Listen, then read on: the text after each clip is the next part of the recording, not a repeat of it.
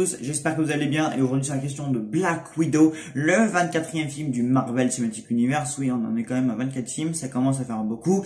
Donc avec ce film, donc Marvel signe son retour en grand pompe sur grand écran et débute officiellement sur grand écran, donc la phase 4 du MCU, parce que on a déjà débuté la phase 4, mais bon, c'était sur petit écran, même si, voilà, ce parallèle, voilà, petit écran, cinéma, ça fait un peu bizarre, et même si selon moi, Black Widow aurait dû sortir bien plus tôt dans la chronologie des films Marvel, selon moi, le film aurait même dû sortir avant Infinity War, avant Endgame, avant Captain America, Civil War, etc. Enfin bref, le film a beaucoup de retard, mais bon, Marvel était réticent à sortir des films de super-héroïnes, et c'est pas avant que le DCU se soit décidé à sortir des films comme Wonder Woman, que le MCU a décidé de sortir des films comme Captain Marvel, puis après, bon, ils ont décidé de mettre en chantier Black Widow, même si le film, selon moi, arrive encore une fois bien trop tard. Voilà, Black Widow, Natasha Romanoff, son personnage étant décédé dans Endgame, dans l'une des plus belles scènes d'Endgame, je précise, et on y reviendra d'ailleurs sur sa mort dans Endgame.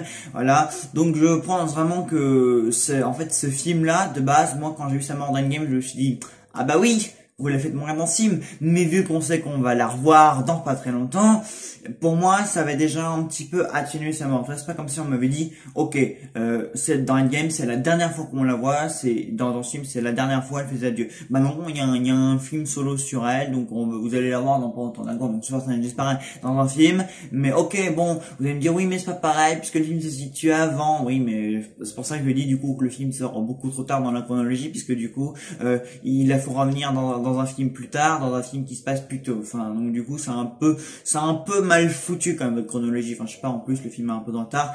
Enfin bref, c'est un peu compliqué pour moi. Marvel, sur leur chronologie, sur la façon de sortir les films, ils ont un peu mal géré le truc.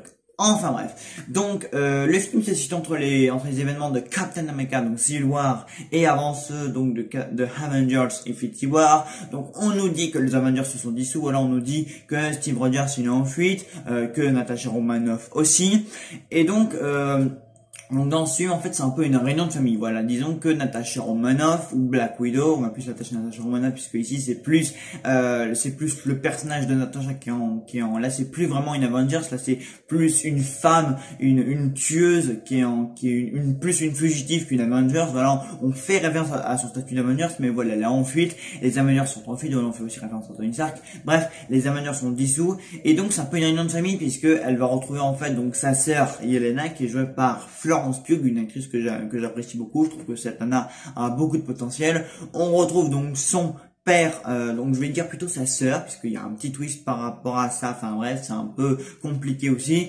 Donc on retrouve David Harbour dans le rôle de Alexei, ou plutôt Red Guardian, donc avec un costume très classe qui fait directement référence à Captain America, évidemment. Bon, c'est un petit peu une sorte de référence, une sorte de petit clin d'œil. On retrouve aussi donc Rachel Weisz qui joue sa mère et tout un tas de protagonistes comme Tech Master, donc qui est censé être le grand antagoniste de ce nouvel opus du MCU. Et voilà. Et bah écoutez, c'était sympa, voilà, de revoir un bon gros film du Marvel Cinematic Universe. Voilà, c'était vraiment sympa aussi de retrouver de retrouver Scarlett Johansson en Black Widow. Je trouve que bon, elle le retrouve avec plaisir, elle joue très bien, voilà, elle a toujours autant de charisme, voilà, ça change pas. Elle prouve aussi vraiment dans ce film qu'elle a pas besoin forcément d'être entourée, voilà, de ses collègues du MCU, genre Chris Evans, Robert Downey Jr., voilà, elle prouve ici qu'elle peut vraiment tenir un film tout seul. Bon, c'est vrai qu'elle est en vedette avec Florence Pugh, David Harbour et Rachel Weisz. Oui, c'est vrai qu'elle n'est pas toute seule, mais quand même, quoi, elle prouve que elle a des choses à dire, que elle peut tenir un film sur ses épaules, que elle peut faire tenir un film de là, parce que c'est vrai que mine de rien, bah c'est pas que tout le monde, hein, voilà, des fois tu t'enlèves un personnage, par exemple Spider-Man, bah voilà, tu mets dans un film solo, bah avec lui ça marche pas, voilà, c'est le typique exemple où vous allez me dire, bah oui, bah comme tous les autres personnages du MCU, et bah donc pour moi Spider-Man dans un film solo ça ne marche pas. Elle au moins bah ça marche quoi. Malheureusement son personnage fonctionne très bien dans son film. Par contre, je crois que je n'ai jamais vu un film du MCU avec une trame, avec un scénario, avec une écriture aussi pauvre. Littéralement, à part une réunion de famille, voilà, donc Natasha qui retrouve ses proches, qui se retrouve confronté à 2-3 antagonistes par-ci par-là, qui a 2-3 objectifs ici et là. Le film ne raconte rien, quoi. Vraiment, au bout d'une demi-heure, une heure, tu te dis, ok, d'accord, ou il y a ça qui est, on nous dit ça, on nous dit ceci, il se passe cela, voilà, il y a 2, 3, 4, 5 bonnes scènes d'action, voilà, qui meublent bien le truc, voilà, qui alimentent bien le film, voilà, il y a, côté action, il y a pas de souci, bon, c'est du divertissement made in Marvel, hein, voilà, c'est un bon gros divertissement, c'est ce qu'est Black Widow. Et le problème, c'est que malheureusement, à part des bons gros fights, des bonnes scènes d'action bien musclées, bien divertissantes qui pètent bien à l'écran, voilà, notamment à la fin, on a un climax d'enfer, et aussi une poursuite en bagnole, en moto, même au début, c'est charmé, enfin bref, voilà, en côté action, il n'y a pas de souci, il y a du divertissement en veux-tu, en voilà, c'est à gogo, ça fonctionne très bien, comme dans chaque Marvel, sauf que malheureusement, niveau intrigue, c'est légèrement mince, quoi. Les enjeux, il y en a pas des masses. Voilà, on nous cite des noms, par exemple, on nous cite un nom qui avait un règlement Trekov, bon, je vous mettrai en montage parce que c'est un nom et c'est assez compliqué, et Chambre Rose. Voilà, c'est deux noms qui, on nous dit, voilà, il faut aller à cet endroit, il faut aller rencontrer ce mec, il faut aller se confronter à ce mec-là, il faut aller là. Donc, pendant tout le film, on nous dit ça. C'est effectivement ce qui va se passer. Voilà, ils vont aller voir ce fameux mec, ils vont aller à ce fameux endroit, sauf que malheureusement, en fait, les enjeux, tu te dis, mais en fait, c'est quoi l'objectif du film, c'est quoi le film raconte quoi là, c'est juste une réunion de famille et après il faut qu'ils se réunissent tous et il faut qu'ils aillent accomplir la chose ensemble, mais à part ça il se passe quoi, c'est quoi l'enjeu pour l'humanité, c'est quoi l'enjeu pour le personnage, voilà, c'est juste Natasha qui veut retrouver, donc qui retrouve sa famille et ils doivent aller faire un truc ensemble et c'est tout. Donc à ce niveau-là, je vous dois admettre que je me suis un petit peu ennuyé parce que vraiment le film, il est assez pauvre scénaristiquement.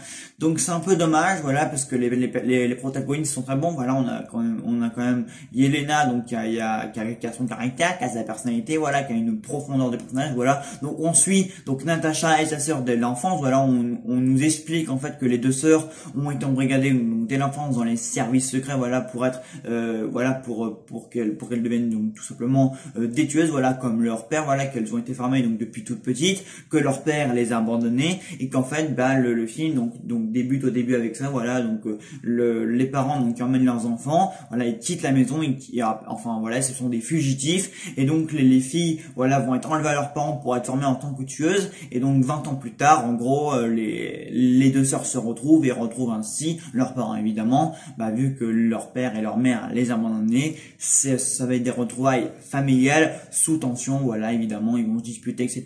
Mais à part ça, le film ne raconte pas vraiment grand chose, quoi. Donc il y a ce thème évidemment de la famille qui revient, voilà, donc Natasha, voilà, qui veut retrouver une famille parce que du coup les Avengers sont dissoutes, donc du coup elle ne peut plus vraiment compter sur elle, sur eux, enfin c'est un peu compliqué, donc du coup en fait c'est Natasha qui quitte une famille pour en retrouver une autre. En fait le film raconte ça, quoi.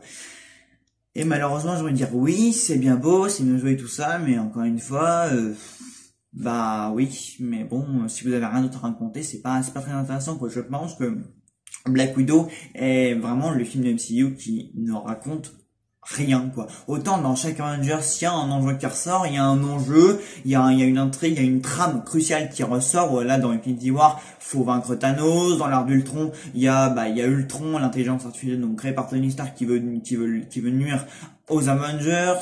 Dans Avengers, il y a Loki qui sont pas du territoire. Enfin, je sais pas, dans chacune du MCU, il y a quelque chose qui ressort, il y a un enjeu, il y a l'humanité qui est en jeu, il y a le monde, faut sauver le monde. Enfin, il y a toujours quelque chose à sauver. Il y a, voilà, quoi, c'est, dans Avengers de Ultron, il y a aussi les accords de Sokovie. Enfin, bref, il y a tout un tas de trucs intéressants. Il y a des événements majeurs qui se passent. Alors que Black Widow, je pense que c'est un film du MCU qu'on pourra largement éviter. Voilà, ce sera pas important qu'on le regarde pour suivre le MCU, quoi.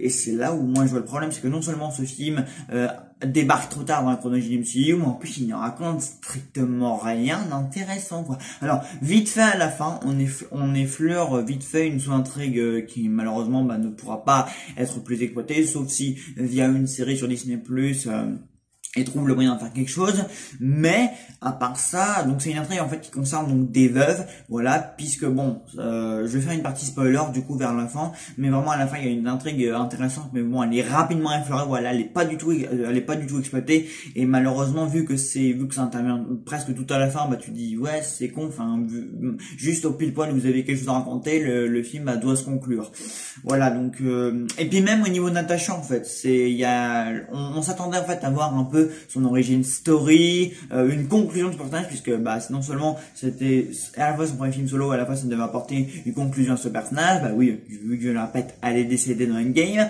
donc du coup bah le film devait à la fois commencer et terminer un peu son arc narratif, vu que c'est celle du MCU qui avait le moins livré de détails personnels sur sa vie.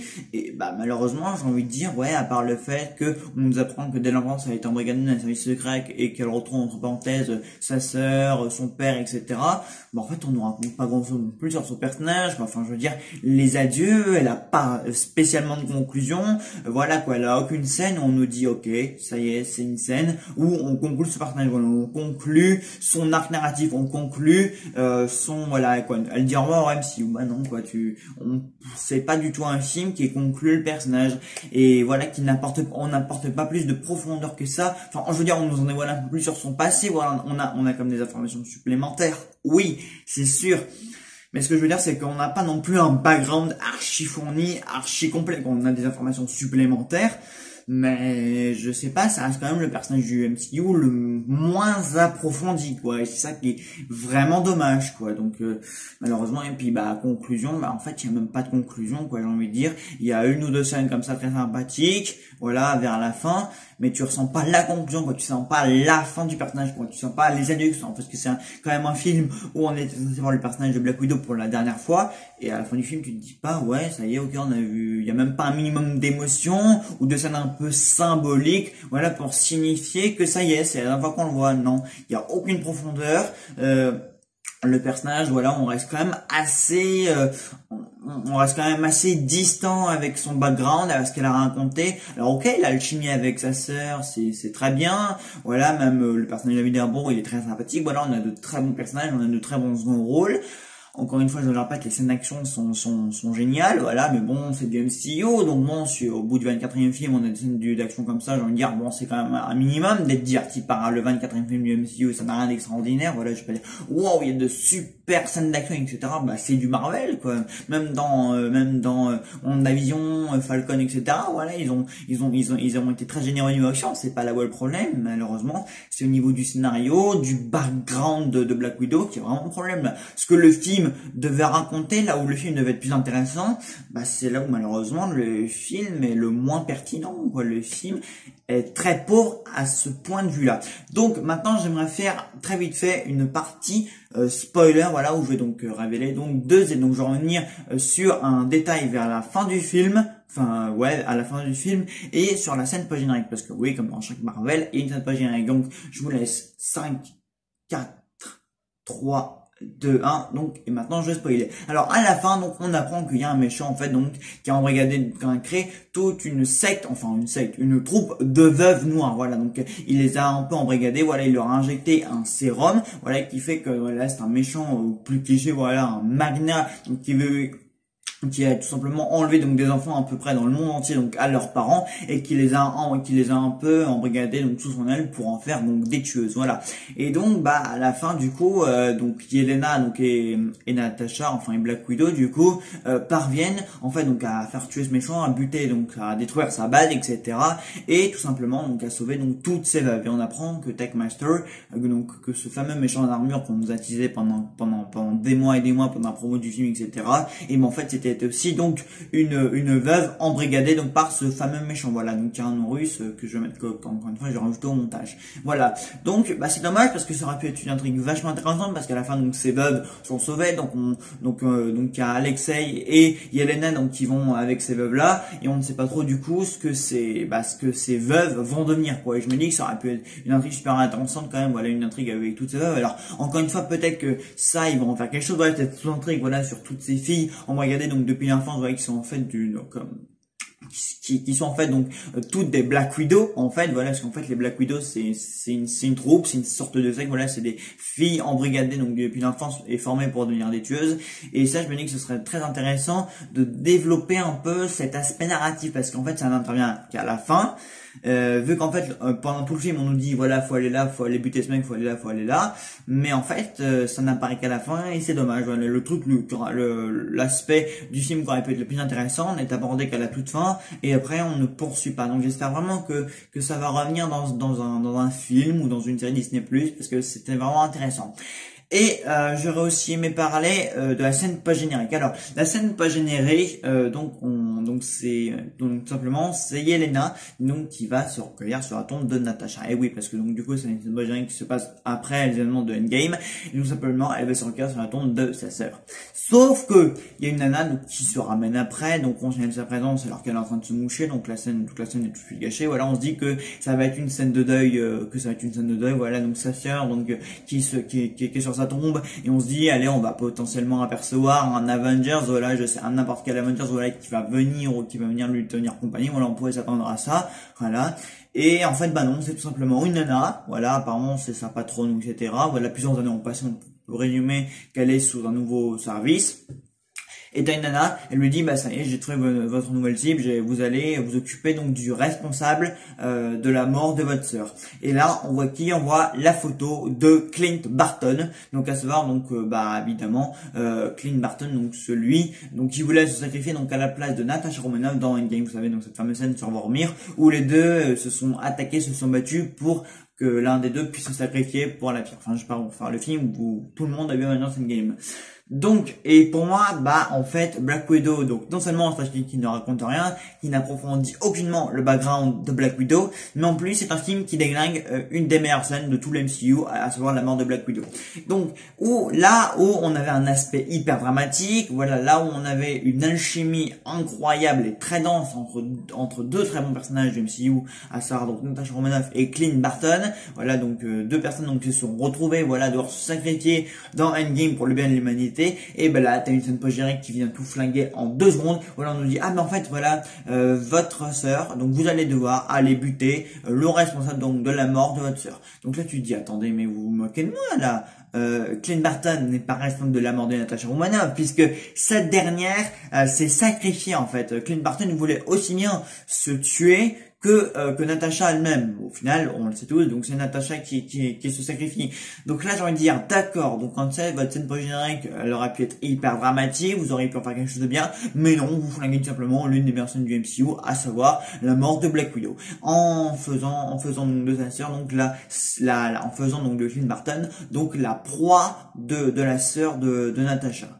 Donc là, j'ai envie de te dire, mais non, pourquoi vous faites ça? Pourquoi vous terminez votre film comme ça? C'est débile, c'est inutile. Donc là, je vous avoue que vraiment, là, c'est une pause générique, bah c'est normal, elle est vraiment décevante, quoi, j'ai envie de dire, mais non, quoi, pourquoi cette scène, en fait, elle vient de déglinguer carrément une scène du MCU. Voilà, c'est génial. Donc, pour résumer, on a un film du MCU très osef, donc qui n'apporte rien au personnage principal, bien qu'on retrouve très volontiers, donc Scarlett Johansson en Natasha Romanoff, on a de très bonnes scènes d'action, il y a pas de problème, on a de très bons fights, voilà, on a même une scène d'évasion, voilà, avec où donc les Yelena et Natasha donc font évader leur père de prison. Voilà, c'est une scène qui s'étire bien vraiment sur le récit. On a aussi beaucoup de blabla, un scénario très pauvre, des enjeux inexistants et une sous-intrigue intéressante qui, je l'espère, pourrait s'avérer pertinente et vraiment très bien donc pour la potentielle suite du MCU, et une scène post-générique donc qui en déglingue une autre dans Endgame.